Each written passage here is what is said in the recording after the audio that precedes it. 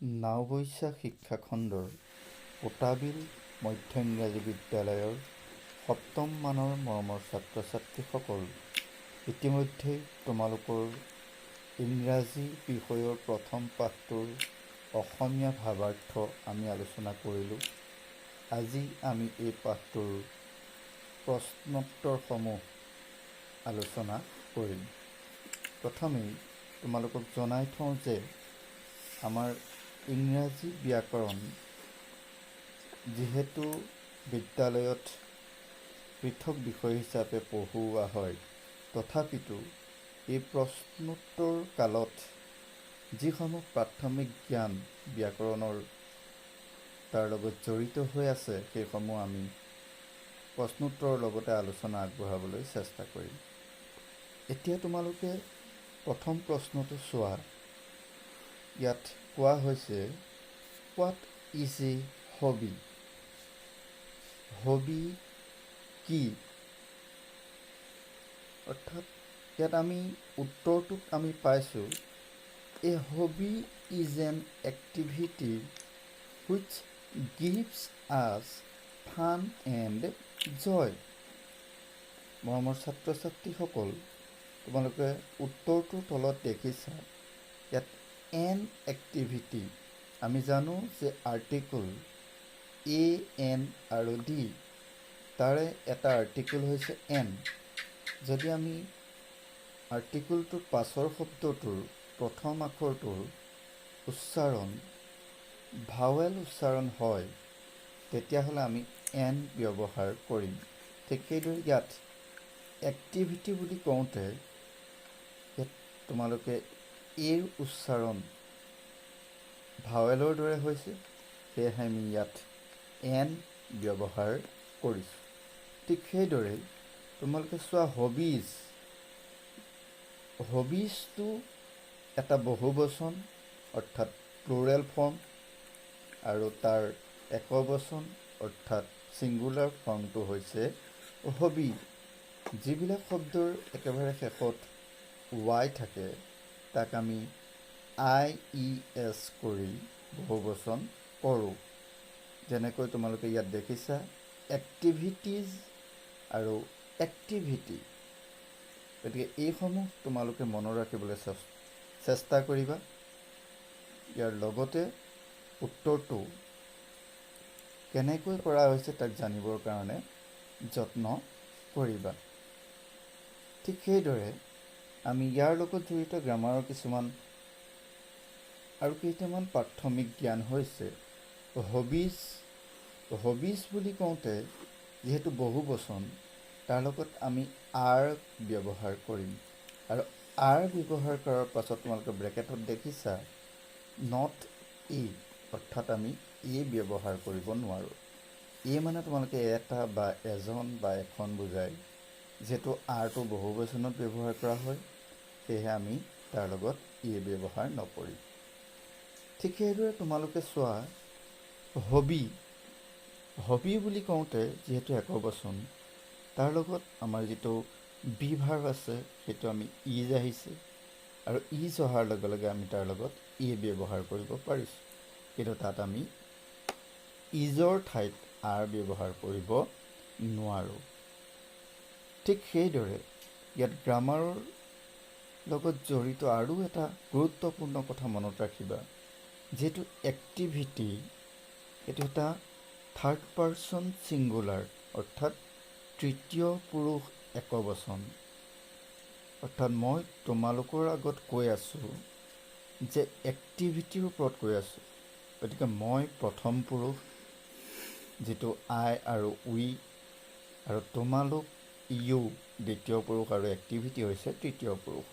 আৰু একবচন হোৱাৰ বাবে ইয়াৰ পাছৰ যিটো গিভছ, এই ভাৰ্বটোৰ লগত এছ সংযুক্ত হৈছে। তাত আমি গিভ ব্যৱহাৰ কৰিব নোৱাৰোঁ। ইয়াৰ উপৰিও ছাত্ৰ ছাত্ৰীসকল, তোমালোকৰ যিহেতু কুৱেশ্যন বুজোৱা বহুতখিনি শব্দ আছে, হোৱাট, হোৱাই, হুৱেৰ, হুৱেন, হু, হাউ, এইসমূহৰ ব্যৱহাৰ তোমালোকে মন কৰিবা। আৰু কুৱেশ্যনটো হোৱাট ইজ WH ৱৰ্ডৰ লগত আমি বি ভাৰ্ব সংযুক্ত হৈছে বা ডু ডিড ভাৰ্ব আমি সংযুক্ত কৰি পেলাই আমি কুৱেশ্যন বুজাব পাৰোঁ। মৰমৰ ছাত্ৰ ছাত্ৰীসকল, ইয়াৰ পাছত আমি দ্বিতীয় প্ৰশ্নটোলৈ আগবাঢ়োঁ। ইয়াত তোমালোকে চোৱা, হোৱাট ডু হবিজ গিভ আছ? হবিয়ে আমাক কি দিয়ে? তাৰ উত্তৰটোত আমি ইয়াত লিখিছোঁ, হবিজ গিভ আছ ফান, জয় এণ্ড প্লিজাৰ। হবিয়ে আমাৰ মাজত ধেমালি, আনন্দ আৰু ফূৰ্তি দিয়ে। ইয়াত তোমালোকে দেখিছা জয় এণ্ড প্লিজাৰ দুয়োটাৰ অৰ্থ প্ৰায় একেটাই। ইয়াত তোমালোকে আৰু মন কৰিবা, ইয়াত যিহেতু কুৱেশ্যন ৱৰ্ড হোৱাট ডু, অৰ্থাৎ আমি আগতে উল্লেখ কৰিছোঁ যে WH ৱৰ্ডৰ লগত হয় ডু, ডিড, ডাজ বা ৱাজ, ৱেৰ বা এম ইজ, আৰ এইসমূহ ব্যৱহাৰ কৰি আমি প্ৰশ্ন সুধিব পাৰোঁ। আৰু এই উত্তৰটোত তোমালোকে গ্ৰামাৰৰ যিটো পাংচুৱেশ্যন আছে তাৰো এটা আভাস পাবা। ইয়াত দেখিছা যে ফান, জয় এণ্ড প্লিজাৰ। যেতিয়া আমি তিনিটা বস্তুৰ কথা উল্লেখ কৰিম তেতিয়া আমি প্ৰথম দুটাৰ মাজত আমি কমা ব্যৱহাৰ কৰিম আৰু একেবাৰে শেষৰটোৰ আগত আমি এণ্ড ব্যৱহাৰ কৰিম। যদিহে ছাত্ৰ ছাত্ৰীসকল তোমালোকে কোৱা যে ডগ, কেট এণ্ড হৰ্চ, অৰ্থাৎ ডগ আৰু কেটৰ মাজত আমি এটা কমা ব্যৱহাৰ কৰিম আৰু তাৰপাছত আমি এণ্ড ব্যৱহাৰ কৰি হৰ্চটোত শেষ কৰিম। গতিকে ইয়াৰ পৰা আমি বুজিব পাৰিছোঁ যে ইংৰাজী ব্যাকৰণ আমি প্ৰত্যেকটো বাক্য লিখাৰ ক্ষেত্ৰত আমি তাৰ ব্যৱহাৰ আমি নুই কৰিব নোৱাৰোঁ। সেয়েহে ব্যাকৰণৰ এই প্ৰাথমিক জ্ঞানসমূহ আমি প্ৰশ্নোত্তৰ কৰা কালছোৱাতে আমি যিমান দূৰ সম্ভৱ আলোচনা আগবঢ়াই যাম। এইখিনিতে ছাত্ৰ ছাত্ৰীসকল তোমালোকে প্ৰশ্নটো মন কৰা। প্ৰশ্নটোত সুধিছে হোৱাট ডু হবিজ গিভ আছ? তাৰ উত্তৰটোত আমি ক'ৰ পৰা আৰম্ভ কৰিছোঁ যে হবিজ গিভ আছ। গতিকে আমি দুটা শব্দ উত্তৰটোত বাদ দিছোঁ। সেই দুটা হৈছে হোৱাট ডু বা হোৱাট ইজ ইয়ৰ নেম, তোমাৰ নাম কি? তাত আমি উত্তৰটোত কওঁ যে মাই নেম ইজ ... অৰ্থাৎ আমি হোৱাট ইজ এই শব্দটোতে আমি উত্তৰটোত বাদ দিছোঁ। গতিকে ইয়াৰ পৰা আমি এটা কথা মনত ৰাখিব লাগিব যে প্ৰশ্ন সোধোতে আমি কিছুমান শব্দ ব্যৱহাৰ কৰোঁ। ইতিমধ্যে আমি উল্লেখ কৰিছোঁ যে WH যিবিলাক শব্দ আছে আৰু য়েছ নো টাইপ কৰোঁতেও আমি কিছুমান শব্দ ব্যৱহাৰ কৰোঁ।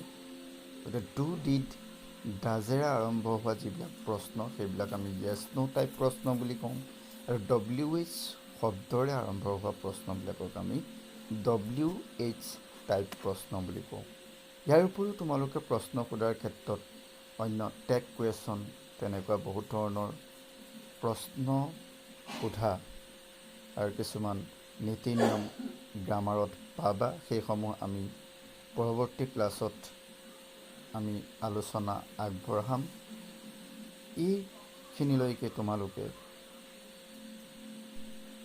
গ্ৰামাৰৰ যি প্ৰাথমিক জ্ঞান তোমালোকলৈ আগবঢ়ালোঁ এইসমূহ বহীত লিপিবদ্ধ কৰি ৰাখিবা। এতিয়া আমি প্ৰথম প্ৰশ্নটোৰ উত্তৰ হিচাপে পাইছিলোঁ a hobby is an activity which gives us fun and জয়। আৰু দ্বিতীয় প্ৰশ্নটোৰ উত্তৰ হিচাপে আমি পালোঁ হবিজ গিভ আছ ফান, জয় এণ্ড প্লিজাৰ। মৰমৰ ছাত্ৰ ছাত্ৰীসকল, ইয়াৰ উপৰিও আমি আৰ্টিকল এনৰ ব্যৱহাৰ পালোঁ আৰু কেনেকৈ ছিংগুলাৰ শব্দ এটা আমি একবচন শব্দ এটা আমি কেনেকৈ বহুবচন কৰোঁ।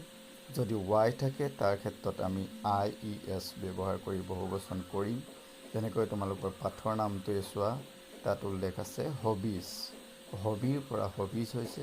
ঠিক সেইদৰে আন এটা শব্দ আমি পাইছোঁ, সেইটো হৈছে এক্টিভিটিজ, আৰু এই এক্টিভিটিজটো আহিছে এক্টিভিটি শব্দৰ পৰা। ইয়াৰ উপৰিও আমি ছাত্ৰ ছাত্ৰীসকল পালোঁ যে থাৰ্ড পাৰ্চন ছিংগুলাৰ নাম্বাৰত ভাৰ্বৰ পাছত এছ বা ই এছ সংযুক্ত হয়, যেনেকৈ এক্টিভিটি গিভছ। আজিলৈ ইমানতে সামৰিলোঁ। ধন্যবাদ।